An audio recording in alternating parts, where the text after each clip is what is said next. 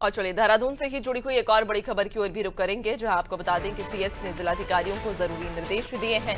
CS आनंद बर्धन ने गृह विभाग को ये निर्देश जारी किए। सिविल डिफेंस के जनपदों में विस्तार के निर्देश दिए हैं और क्षेत्र चिन्हित करने का प्रस्ताव तैयार करने के भी निर्देश जारी किए हैं। तो सीएस ने जिलाधिकारियों को जरूरी निर्देश दिए।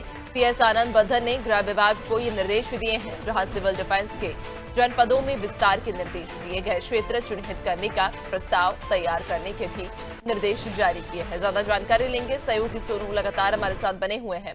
सोनू, सीएस ने जिलाधिकारियों को जरूरी निर्देश दिए हैं। कहा जा रहा है कि सिविल डिफेंस के जनपदों में विस्तार को लेकर ये निर्देश दिए गए।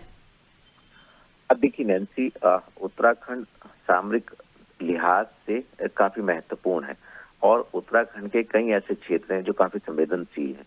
लिहाजा चूंकि उत्तराखंड की जो सीमाएं हैं वो चीन से और नेपाल से लगती हैं, तो ऐसे में जो सिविल डिफेंस की मौजूदा स्थिति है, इसके दायरे को कैसे जनपदों में बढ़ाया जा सकता है, इसका एक प्रस्ताव तैयार करने के लिए मुख्य सचिव ने अधिकारियों को कहा है। चूंकि जो गृह विभाग है उसके माध्यम से जनपद स्तर पर और जिलों के अलावा जो है वो क्षेत्र विशेष को चिन्हित कर इसका जब प्रस्ताव शासन को दिया जाएगा तो उसके बाद फिर इसके दायरे को बढ़ाया जाएगा।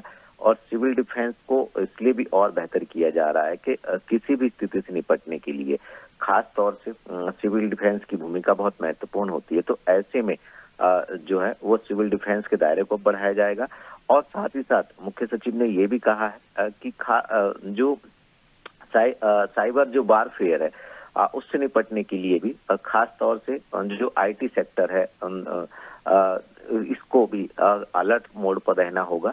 और सुरक्षात्मक लिहाज से जो विभागीय अधिकारी हैं, जो जनपदों के जिलाधिकारी हैं, उन सबको किसी भी परिस्थिति से निपटने के लिए जो है वो अलर्ट मोड पर रहना होगा। एक तरफ ये प्रस्ताव मुख्य सचिव ने अधिकारियों को तैयार कर शासन को भेजने के लिए कहा, दूसरी तरफ मौजूदा हालात को देखते हुए जो है वो किसी भी स्थिति से निपटने के लिए सभी जो शासन के उच्च स्तरीय अधिकारी हैं, जो जनपदों के अधिकारी हैं, उन सबको ये दिशा निर्देश दिए गए हैं कि कैसे भी हालात से निपटने के लिए आप अलर्ट और तत्पर रहेंगे।